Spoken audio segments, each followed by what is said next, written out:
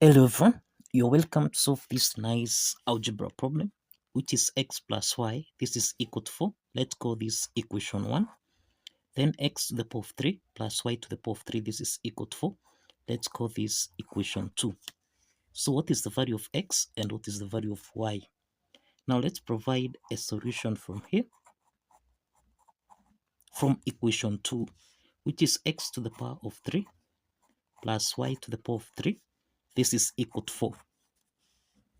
Now this is the sum of two cubes that we can express as a to the power of 3 plus b to the power of 3, which can be expressed as a plus b into the parentheses. This is a to the power of 2 minus ab plus b to the power of 2. Applying this identity, then we have x plus y multiplied by x squared minus xy plus y squared. This is equal to 4. We have that x plus y, this is what we have in equation 1, which is equal to 4. So let's substitute 4 here. So we have 4 into the parentheses. This is x squared minus xy plus y squared. This is equal to 4. Now, let's divide both sides by 4. And this means we have x squared minus xy plus y squared. This is equal to 4 divided by 4, which is 1. Now, we can write this as x squared plus y squared minus xy. This is equal to 1. Now, x squared plus y squared, this is in the form of a squared plus b squared, which can be expressed as a plus b raised to the power of 2 minus 2ab. Applying this identity, then this implies that x squared plus y squared, this can be expressed as x plus y raised to the power of 2 minus 2xy, then subtract xy. This is equal to 1.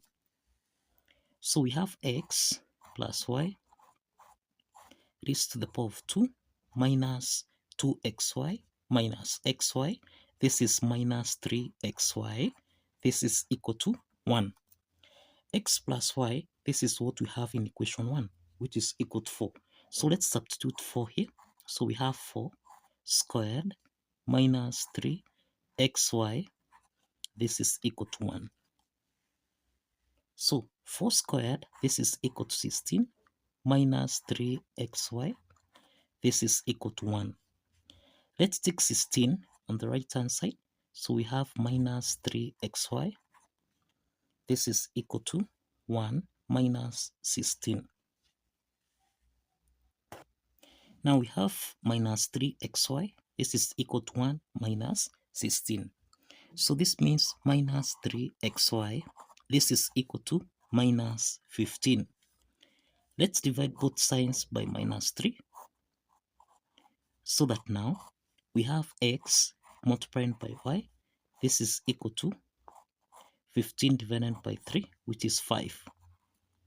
So x times y, this is equal to 5.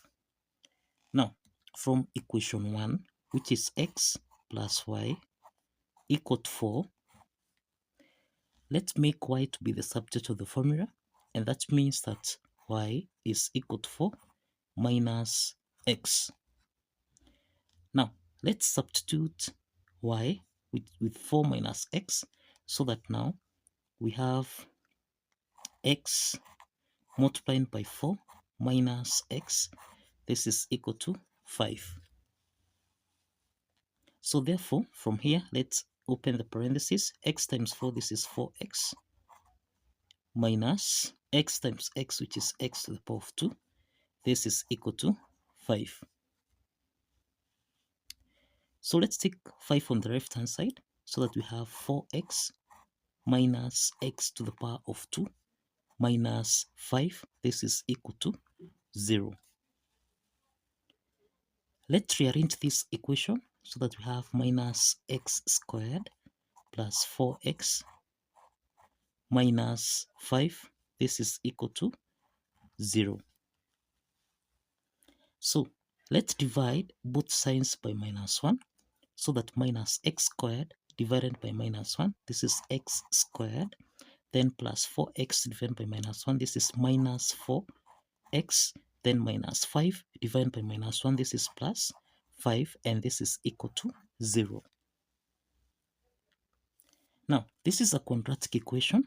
We have a is equal to 1, b is equal to minus 4, and c is equal to 5. So we can solve for x1, x2 by applying the quadratic formula here, which is minus b plus or minus the square root of b squared minus 4ac. Everything here divided by 2 times a. Let's substitute the values of a, b, and c in this formula here.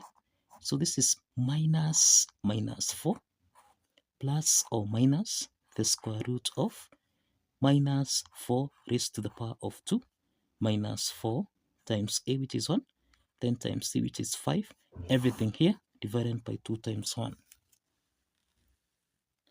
So we have minus times minus 4. This is 4 plus or minus the square root of minus 4 squared. This is 16. Subtract 4 times 5, which is minus 20. Everything here divided by 2.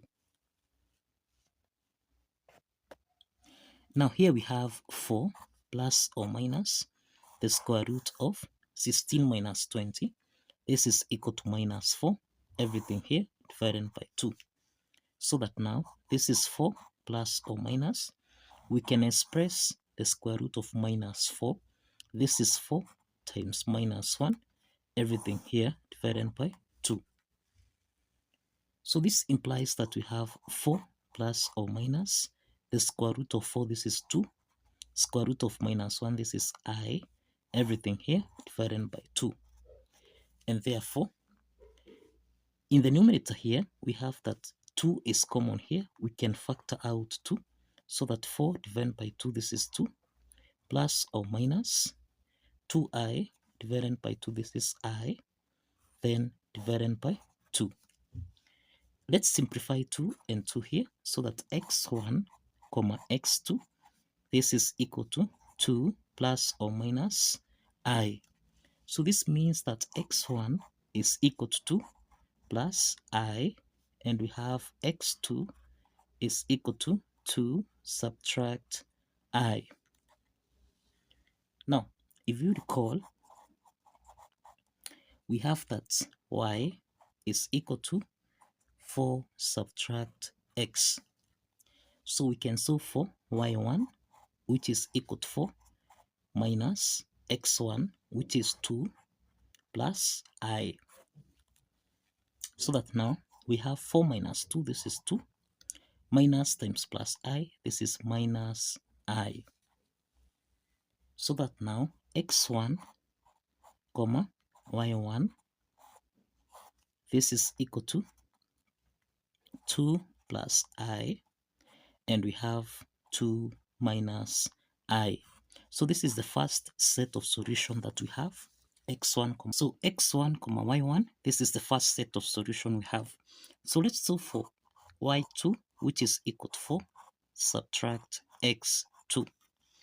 So this is y2 is equal to 4 minus x2, which is 2, subtract I.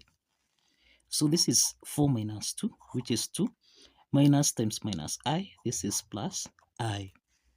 So the second set of solution is x2, y2, and this means we have, here we have 2 minus I, 2 plus I. This is the second set of solution that we have. So let's check by using equation 1 here, which is x plus y. This is supposed to give us a value of 4. So let's start with x1, y1, which is 2 plus I, 2 minus I. So we have 2 plus I plus 2 minus I. This should give us a value of 4.